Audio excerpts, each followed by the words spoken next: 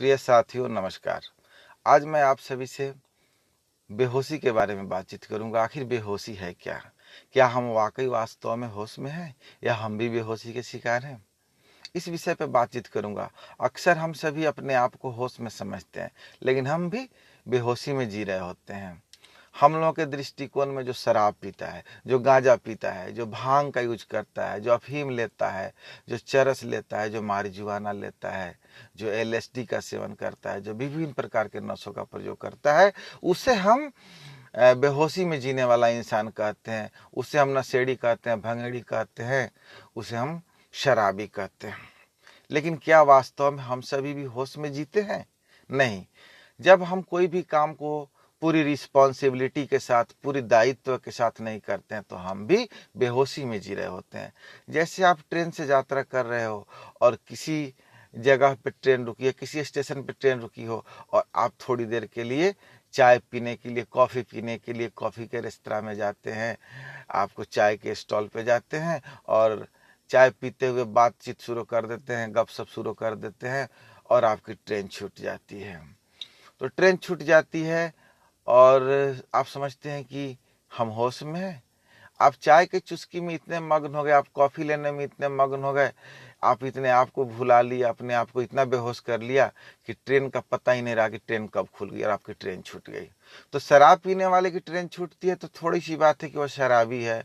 भांग पीने वाले, गजा पीने वाले और हेरोइन, अफीम, मारिजुआना, एलएसडी, बहुत तरह के नशे हैं, उसको जो यूज कर रहा है उससे ट्रेन छूट जाती है तो थोड़ी सी बात है कि चलो वो शराबी है, वह बेहोश था, वो बेहोशी में जी रहा था, अवेयर नहीं था, तो उसकी ट्रेन छूट गई। लेकिन मैं यह बात कहना चाहूँगा कि यदि आप चाय पी रहे हैं, कॉफ़ी पी रहे हैं और आपकी ट्रेन छूट जाती है तो आप भी होश में नहीं हैं, आप भी बेहोशी में हैं।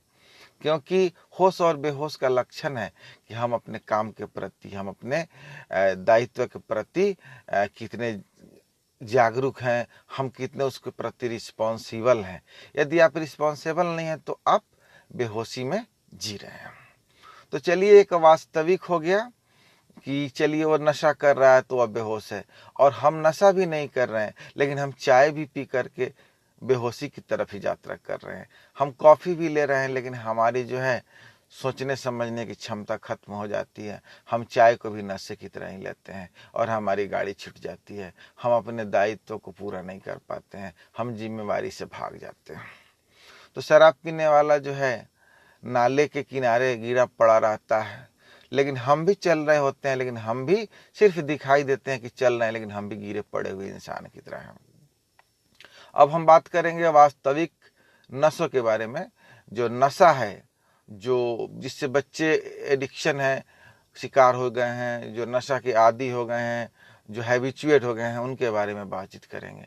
गांव कस्बों मोहल्लों से लेकर के जो कॉलेज गोइंग स्टूडेंट है, जो यूनिवर्सिटीज गोइंग स्टूडेंट हैं, कॉलेजों के आसपास, बड़े बड़े मेडिकल कॉलेज के आसपास और बड़े बड़े आपको जो है जहाँ आईआईटी की पढ़ाई की जाती है, जहाँ पर आपको बीटेक की पढ़ाई की जाती है, जहाँ इंफॉर्मेशन टेक्नोलॉजी की पढ़ाई की जाती है, जहाँ बड़े बड़े यूनिवर्सिटीज़ हैं, आपको बहुत सारी यूनिवर्सिटीज़ हैं, मैं नाम नहीं लेना चाहूँगा, वहाँ पे नशों का कारोबार होता है। हमारे जो देश के कर्णधार हैं, युवा पीढ़ी, वे सभी जो है नशे का शिकार हो रहे हैं।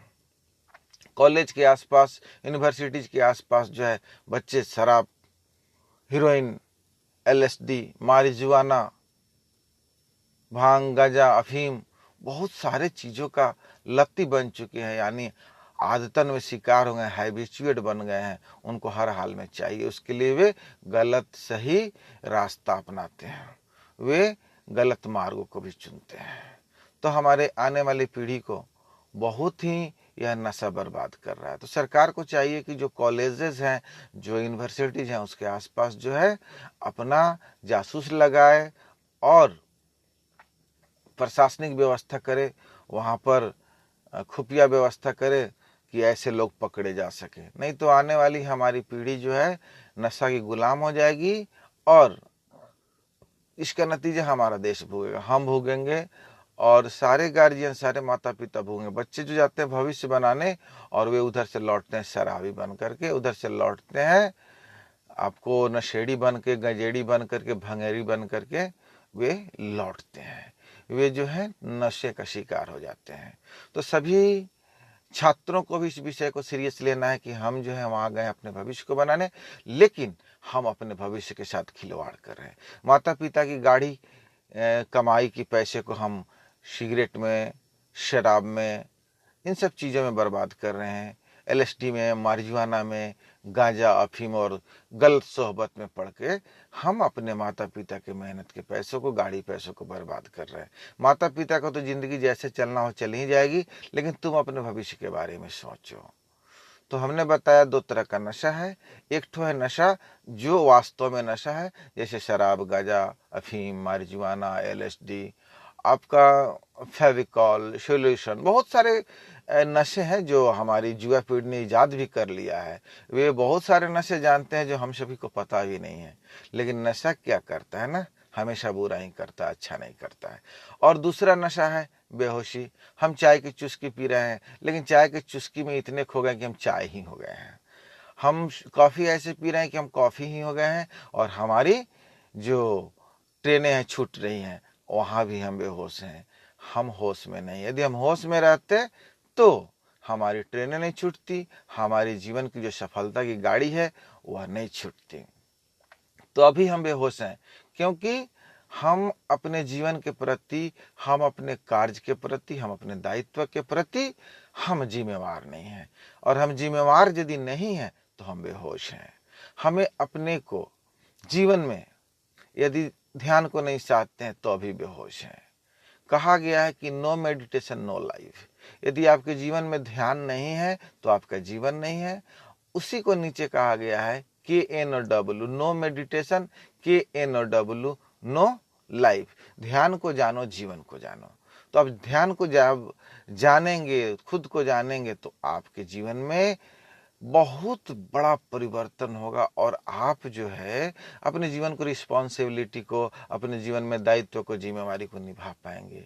वरना आपकी जीवन बेहोशी में ही जाएगी, या आप शराब पी करके जिंदा रहिए, या आप चाय की चुस्की में डूब जाइए, आपकी ट्रेन छूट जाएगी और आप अपने गंतव्य तक नहीं पहुंच पाएंगे, आप अपने मंजिल तक नहीं पहुंच पाएंगे, आप अपने सफर को पूरा नहीं कर पाएंगे। इसीलिए मैं आप सभी को कहना चाहता हूं कि जो शराबी है सिर्फ वही बेहोश नहीं है, चाय पीने वाले भी बेहोश है, कॉफी पीने वाले भी बेहोश है, यदि वे अपने जिम्मेवारी के प्रति, अपने कर्तव्य के प्रति जागरूक नहीं है। तो इसी के साथ सभी मित्रों को धन्यवाद, शुक्रिया। यदि वीडियो अच्छा लगे तो लाइक करें, शेयर करें, कमेंट करें, और हमारे यूट्यूब चैनल को सब्सक्राइब करें। सभी से मेरा यही विनम्र अनुरोध है कि आप सभी अधिक से अधिक वीडियोज को शेयर करें, ताकि हमारी युवा पीढ़ी इससे बच पाए। नमस्कार, धन्यवाद, शुक्रिया।